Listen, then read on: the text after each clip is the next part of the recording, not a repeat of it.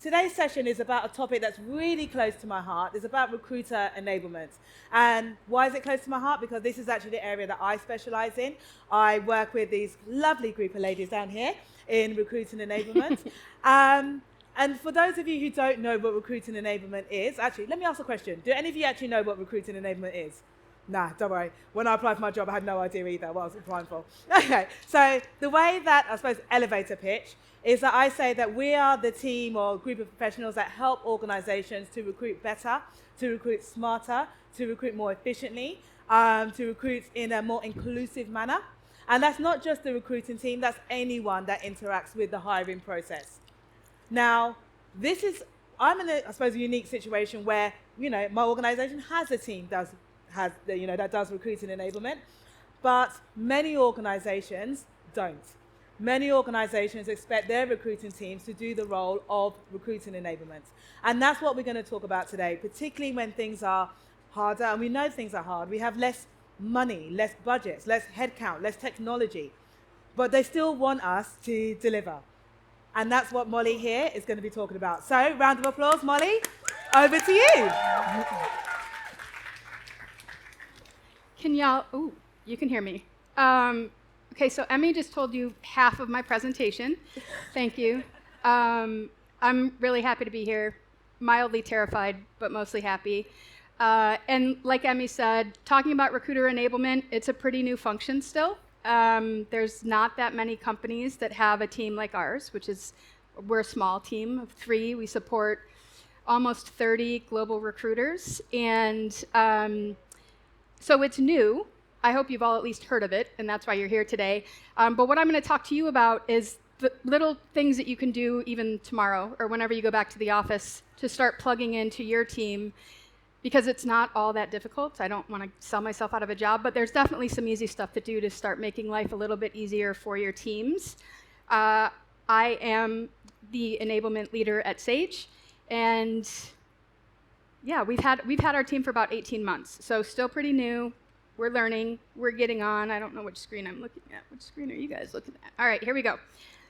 Okay, so thank you, Emmy, for already kind of telling you this, but honestly, the easiest description is that it's just really about making sure your recruiting team has content, tools, and training that they need to excel, not just to do their jobs, because you all are doing it right now. I don't know how all the recruiters in this room are delivering the way that you are, but you're getting it done against really ridiculous challenges.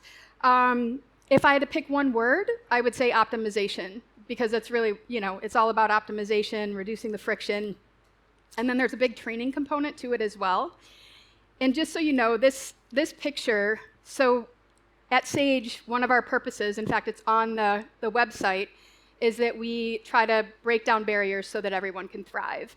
And it's a bit of a Sageism. Like, I've heard it 1,000 times, and I used to roll my eyes at it because we really heard it a lot. But now that I'm on this enablement team, I'm like, oh my gosh, that's kind of the perfect way to describe what enablement is. Getting the noise out of the way so that recruiters don't have to spend all their time doing like the administrative, annoying tasks that we all have to do. So that's what it is. Why do we need it? Well, you guys know this more than anyone. You all have to do the job of 30 different people. But now enter what's been going on in the market for the last 5 years, and it's pretty incredible. I mean, a global pandemic, some interesting leadership, smaller teams, everyone's having to do more with less. I know our team has certainly shrunk, our budgets are shrinking, I'm sure you're all in the same place, but the requirements for us, the expectations for us haven't changed at all. So that's why I try to get someone like our team together to help pave the way a little bit, make it a bit easier. Let's see. And it's not going to take away all the different hats you have to wear, but hopefully it's just going to make life a little bit easier. I had a lot of fun with this slide. It made me giggle. I had a lot of fun with these slides just in general. I find PowerPoints to be a bit boring, and so I needed to be entertained while I was making it, and I'm hoping that you'll at least be somewhat amused, because I'm going to be real honest with you guys. When I got here today, I was like, I really hope I sound impressive, and I hope that I don't forget to say anything, and right now, I just hope I don't pass out up here. Like, that's where I'm at with the heat, and they've added lights, which I'm super thankful for, because it's not hot enough. Now we've got these lights right here, too. So I am going to go through it fast because I think you're all dying probably as much as I am. Okay, so the very first thing I would say, I'm really going to talk about 3 things, really, that you could do. And the first one is, in we've got 12 people here from Sage, and they're probably so sick of me talking about this stupid SharePoint, but it's the very first thing I did on the enablement team.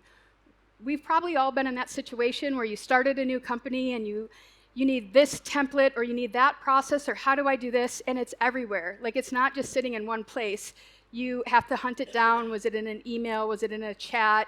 And then sometimes you can't find it, so now you got to ask your teammate, and maybe they know, maybe they don't, but now you're wasting your own time, plus you're wasting other people's times. So we really felt like just making a hub for everything. Just anything you need to get your job done in this, the course of a day or whatever it is, should be there. I'm not going to read bullets to you. These are just some of the things that we have in our SharePoint. We are a Microsoft shop, which is why ours is in SharePoint. I don't love it. I don't love SharePoint in general, but you would know whatever tools you have available to you. So I'm going to show you that, again, you don't need a enablement team to do this, because this was our very first, we called it our toolbox. And this was probably 2022 maybe. So I was leading a team of recruiters. We didn't have an enablement team, but I was just so sick of them and me wasting so much time not knowing where things are at. So we just kind of grabbed everything we needed, learned how to create a SharePoint, because I had no idea. And it's pretty small. It's kind of minimal, but it absolutely saved us time. And I'm going to show you, I'm just now realizing my slides are not in the best order, so you'll have to bear with me. But in a couple slides, I'm going to show you what our current SharePoint looks like, and it's quite a bit different than this. I mean, it's still ugly and simple, but it's a lot bigger. But it saved us a ton of time. I didn't think I'd be so close to heat stroke to have to talk you through math, but we were trying to figure out how much time are we saving our recruiters. And so I think most of the numbers you're going to see here are accurate. The one thing we could be wrong on, and we can be really wrong on this, is the estimated time saved. So what we said is, if the recruiter goes to the SharePoint and they get exactly what they need, let's just average that they're going to save 10 minutes in general. Sometimes it's way less than that, sometimes it's way more than that, but we thought that was a safe number. And then, so we have, like I said, about 30 recruiters.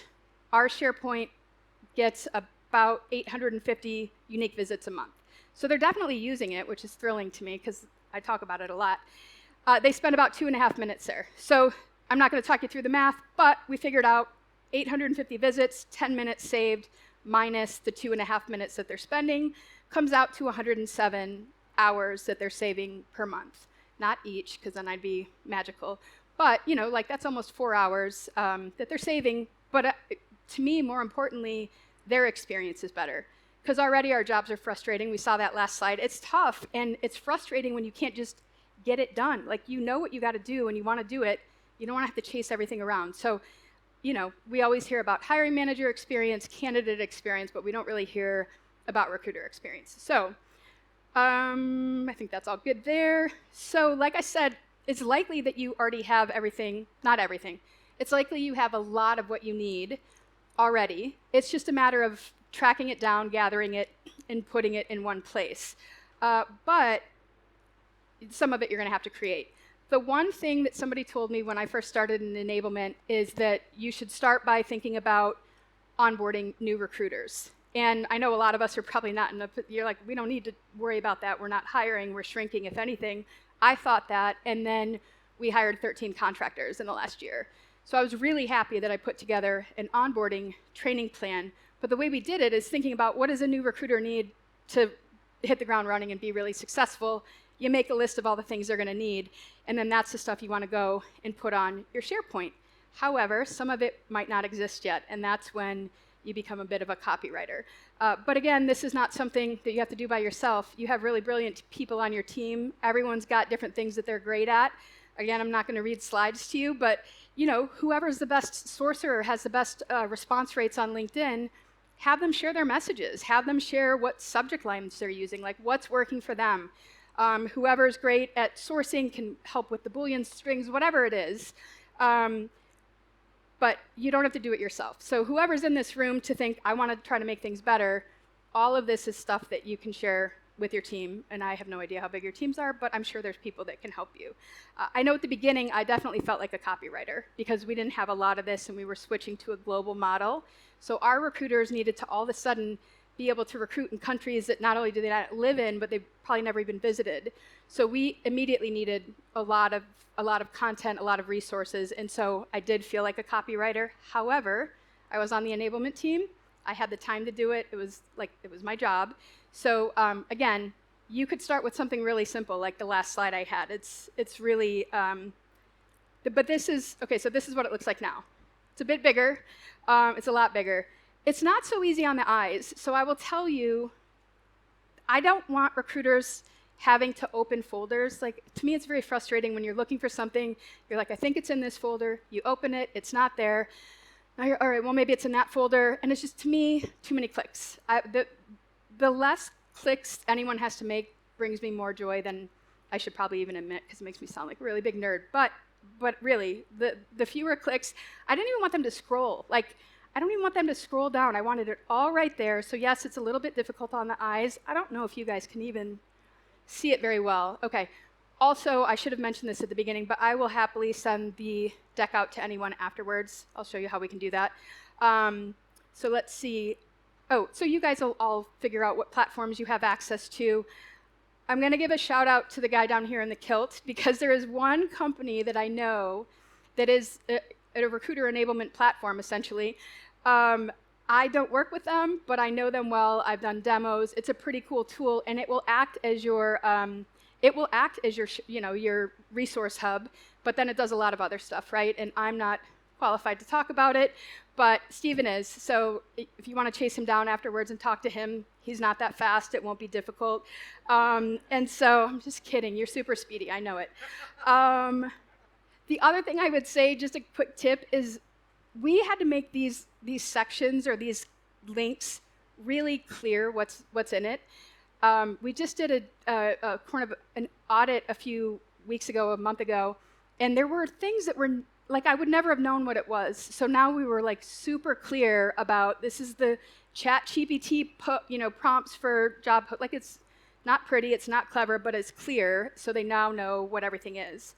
All right, I'm going to move right along here.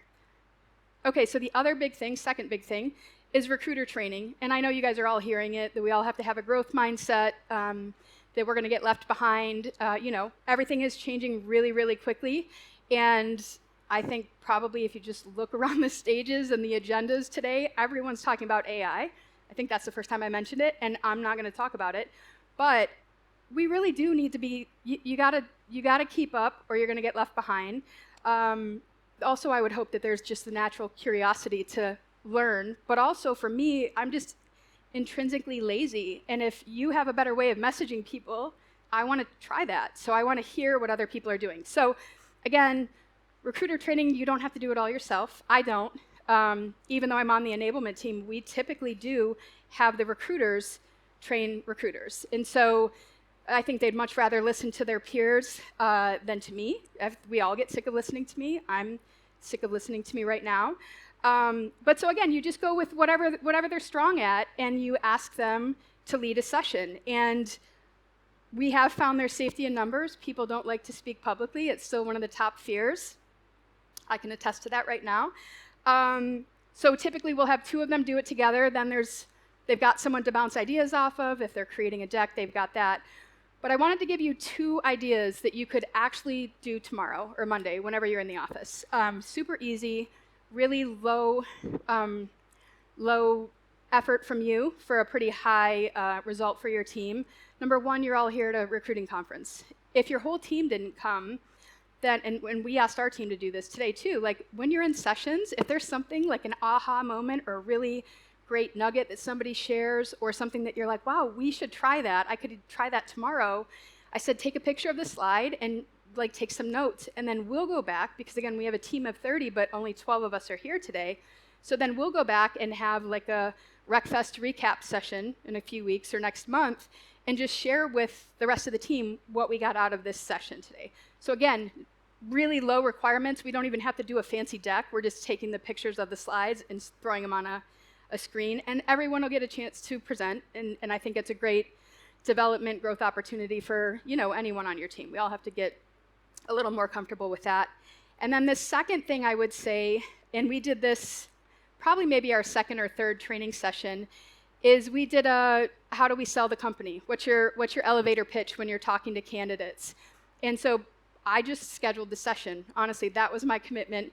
And then I just tapped like 5 or 6 of the recruiters to say, I hope everyone will share openly, but if they don't, can you be prepared to come on and just tell us what you say to candidates? And so we did that. It was really engaging.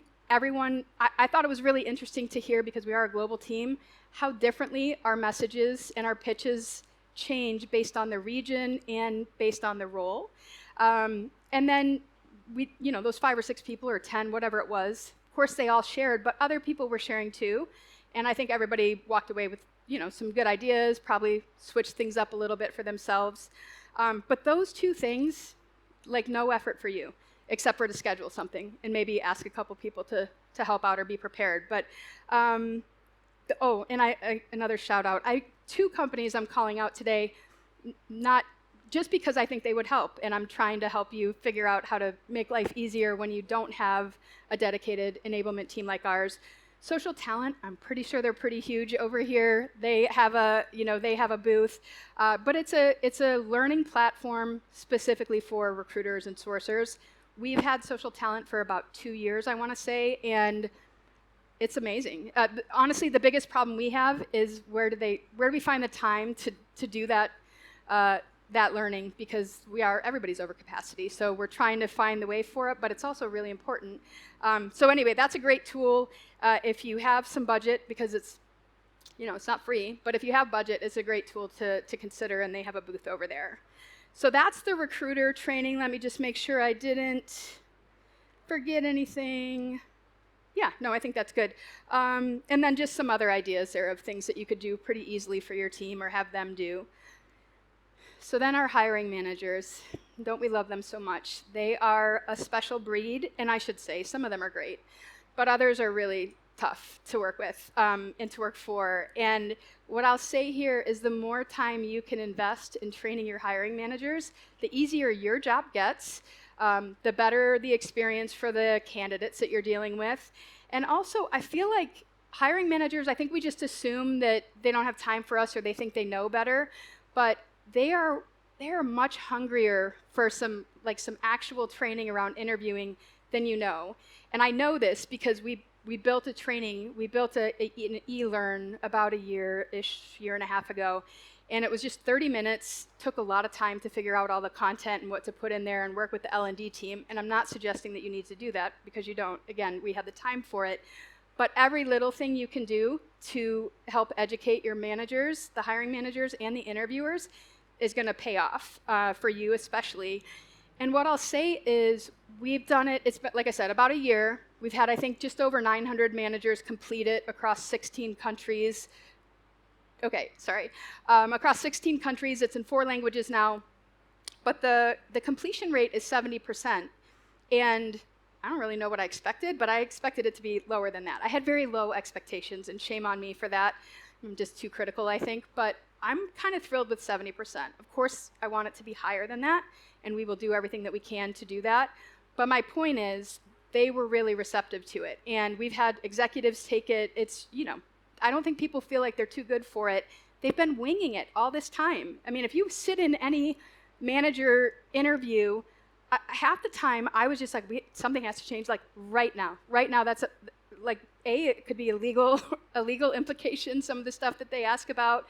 But also it's like, oh, if that's what they're using to determine who's right for the job, might be why we're not hiring the best talent, or they're missing offers that we should be making, and they're passing over people. They're hiring people that they should be passing over. So again, what I was going to say here is that there's some simple ideas here of little things that you could do. Again, just as a recruiter or a leader or whatever. I don't know what everyone's role is here. One thing is just to do a live session, 30 minutes, just some 101 tips that you can give them. And maybe your team takes turns in doing this. Maybe it's a lunch and learn scenario, something like that. You could create some tip sheets or just some little one-pagers about do this, don't do that, talk about some unconscious bias, things that are going to get us into trouble and we really do need them to know about. And also I should mention, it's not their fault they haven't had training. So like, I'm not judging them, but we need to get them in a better place for them, for the candidates, and again, it'll make your life easier. We have a sample bake of interview questions, behavioral and situational interview questions. They're very receptive to that because a lot of the times their stress is just around, I don't know what to ask. I want to make sure they're analytical, but I don't know how to ask. So sometimes they just need some ideas. Now, the one thing I should mention here, if you're going to be creating these little things, I don't know, maybe also create a hub for them. We do have one. It is way smaller than the one for TA, but that is like my focus right now is in the next 6 months to be adding more tools for our hiring managers. But we do have a little hub for them to go to so that when they're going to be hiring, they can go there, they can see the training, they can see some resources. The other thing is you probably already know what they need help with. Whether they know it or not, you know what you need them to know. But also, it's not a bad idea to just send a quick survey to them, 3 or 5 minutes. Hey, we're going to put together training and resources for you. What are your biggest issues? What are the things you want the help with the most? Number one, because we don't know what we don't know. But number two, it tells them that you're going to support them better. You're working on a plan and you're going to do this. And then also you know that you're delivering on what they actually need right away, right? What they need first. So I'm a fan of that as well. Again, I think you'll get a better response rate than you are expecting right now. Okay, so those were the 3 things. And I know I'm flying, but honestly, I think the sweat is just dripping off me at this point. What would I say you should do Monday or whatever, whenever you get back to the office? Again, some great advice that somebody in enablement, a fellow enabler, gave me when I started is she's like, don't assume you know what all the problems are. Don't assume you know what all of the pain points are for your recruiters. She said, go on a listening tour. And it was great advice. And again, I don't know how big your teams are, but this is also a really good time to start telling people why you want to do this and what you may need help with, whether it's help them giving you some content. And again, I know there's recruiters sitting on awesome templates that they've created, great messaging, but they're just all using it for themselves. So now it's just finding those gems, getting them, used by the whole team. But so you ask for their help here, you get their commitment, you can brainstorm some ideas for how to deliver some of this stuff. Prioritizing and planning, I would say definitely start with the quick wins because you guys still have your day job, right? And we get that. You're already over capacity. There's not a lot of time. So what is going to require the least amount of effort for you, but have the biggest impact on your team? Like I said, those 2 training ideas, go back and talk about how great RecFest was and what sessions were really interesting, whatever that is. But those little quick wins is what I would start with immediately. And then you'll have to plan out for anything that's going to be a bit bigger or that you might need some help from others on. Left? Yeah, okay, sorry. Not very professional, guys. Bear with me. Okay, so why are we going to do this? Because, with enablement, everybody wins, truly. It's almost unfair that all of your companies don't have an enablement team because it's not an overnight fix. My team will tell you we still have like a ton of issues. We still have a lot of things that we want to fix. You can't do it all overnight. But again, your experience is better, which no one ever cares about the recruiter experience, but I do. So your experience becomes better because everyone's easier to work with. The candidates are getting a better process by everyone, hiring managers, interviewers, yourself. It's just going to be smoother. Also should be quicker because one of the things I found is that when hiring managers are winging it with their interviews, they're not confident to make decisions. So what are they doing? I want to see more candidates. Yeah, no, those 4 were great. Really like them. Keep them warm, but let's see more candidates. And you're like, no, dude, hire one of them. But it's because they're not confident to make the decision that they're doing that. So if you give them the confidence they need, they're going to be quicker to make decisions. They're going to hire higher quality candidates. Everything's just going to be smoother, faster, smarter. It sounds great. I don't know why everybody doesn't have an enablement team. This is really sounding good. And then, of course, the business is the big winner because, top talent is what we all need, especially everything's, shrinking. They're going to get top talent in or better talent in, and that's what we need to have the business go round and create higher performing teams. So I really am flying through this. Quick recap, in case you all dozed off, which I really don't know how you haven't, because it is, honest to God, so hot here. Can you tell that I'm from the US and we are really spoiled with air conditioning? And I mean, honestly, you guys are way tougher than I am. But here's the quick recap. Recruiting is super hard. We already talked about it. You're being asked to do a million things in such a challenging environment and a volatile market, and just the number of things that have happened in the last 5 years I can't keep track of. But again, you're empowering your recruiters to deliver their best. You don't have to carry the burden alone. I would absolutely tell you not to. There are brilliant minds on your team, and everybody can offer up what they're best at. Start with the small, easy wins. And this last bullet, maybe you can get leadership on board to say, hey, we should look into having an enablement team. And I know that's a silly thing to say because they're taking away headcount, et cetera. However, someone did say recently, and I'm forgetting her name, that for every 6 recruiters you have, you should have 1 operational or enablement person to help support all of those recruiters. I think that's a great number to consider. But maybe even they let you do it 50%, and that's how I started. So when we started the enablement team 18 months ago, I still was managing a team of tech recruiters in the US for North America, and they had just built a little enablement team, and I was obviously raising my hand, jumping up and down, can I be a part of that? And so we didn't have the head count, so they said do it 50%. And so I did, and what will happen probably, was what happened with us, was it became very apparent that, oh yeah, this is important, this is helpful, we need more of this. So it worked for me. Hopefully it'll work for you, but if it doesn't, at the very least, you're making your lives easier, you're making your recruiters' lives easier, candidates, et cetera. I'm not gonna continue to repeat myself, but clearly I'm an enablement fan, big nerd. Okay, again, the growth mindset, the continuous development, it's so crucial. I know the biggest problem is just, again, figuring out when you have the time to do it and when your team does.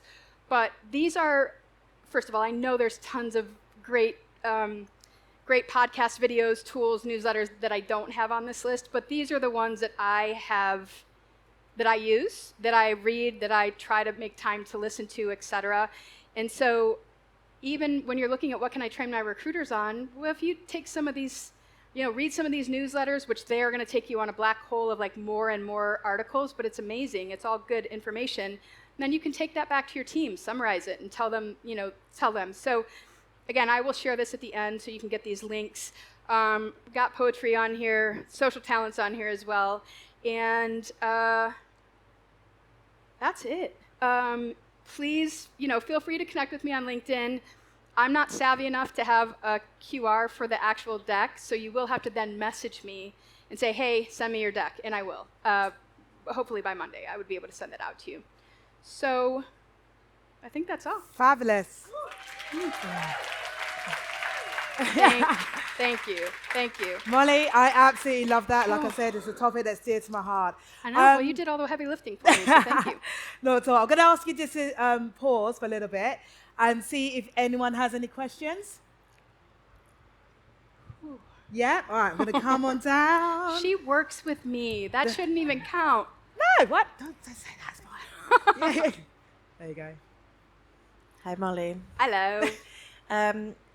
Imaginary situation. Oh, if somebody was in a smaller business and they were the only recruitment person, and they only really had time to implement one thing of all the things you've suggested, what would you suggest that thing is?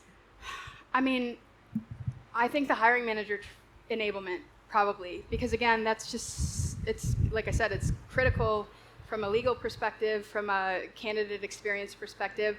But then I'm torn because you know how I feel about a SharePoint and just making your life easier. But if I could only say one, and it's one person, I'd say the first thing they can and should do is make sure that their hiring managers are at least a little bit more confident when they're interviewing.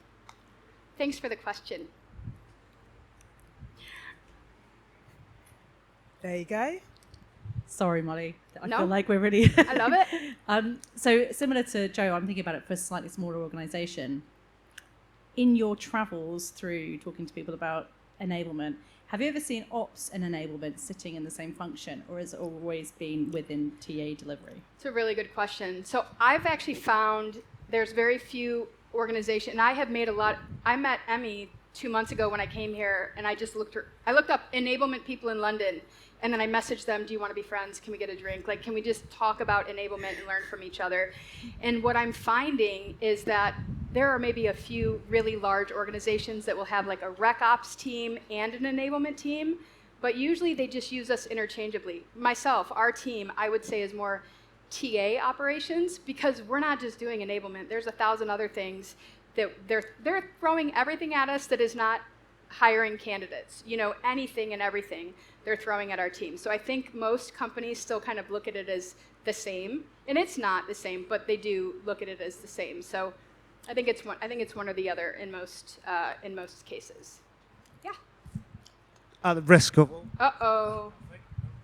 At risk of just being your friend down the bottom here. Recruiters by nature are usually pretty selfish, right? Because you want to keep your good results for you. Yeah. You want to make sure that you keep your job, particularly in an environment where it can be quite difficult to do so. Do you guys have any incentives? And I genuinely don't know the answer to this. Do you have any incentives that allow recruiters to collaborate in that kind of environment and contribute to it beyond just it'll do good for the team? Not financially, just just in terms of. I mean, it could be, if you did it financially, I'd be joining your team tomorrow, Molly. But Right.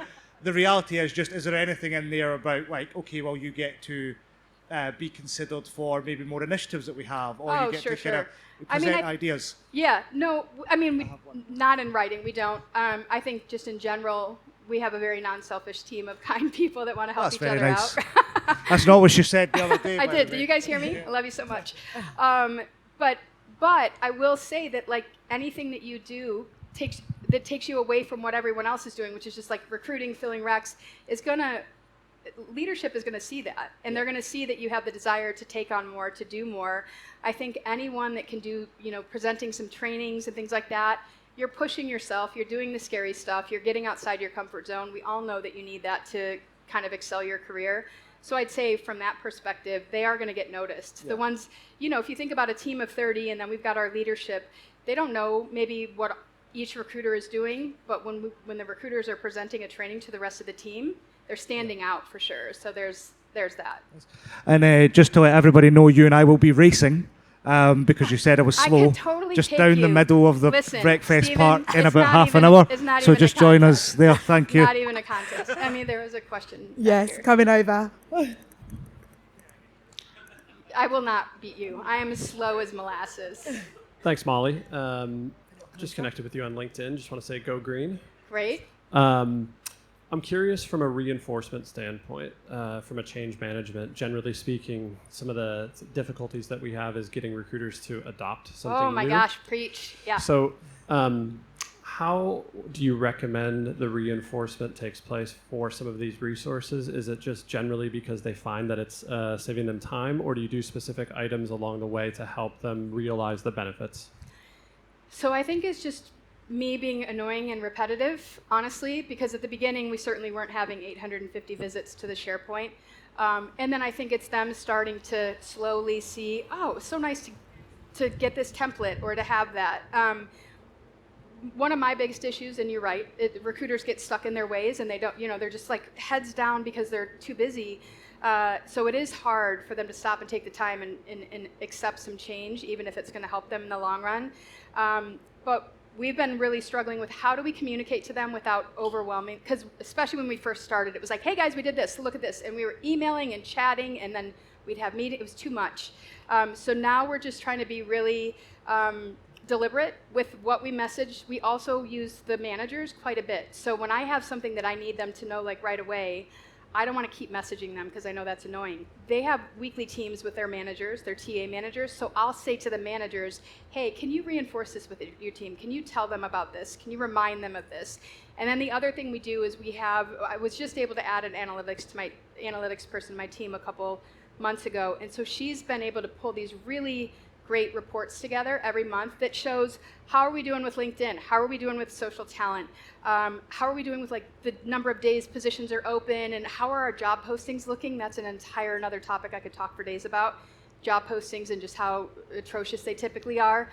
Our team has like knocked it out of the park in the last year with how much better they're getting about that, and how they're not just 14 pages of bullets. And so, but it really is, I mean, I think they say you have to hear something 7 times before it clicks. So I'm the annoying, repetitive, kind of naggy person, but I know they love it, right guys? You love it? So much, they love it. But it's tough. It is a challenge, and I haven't figured it out entirely. Fabulous. Oh, am I on? Molly, I need your help because I made a mistake. I got on the wrong side of the stage. What do you want to? Oh, My here we go. knees. Come on now. Too old now. Oh, Thank there you. we go. Oh, God. Okay. Thank you. On stage. Right. So, Molly, thank you very much. Thank Excellent you. session. Thank you, guys. Thank you, everybody, as well. Molly's around if you want to speak to her later.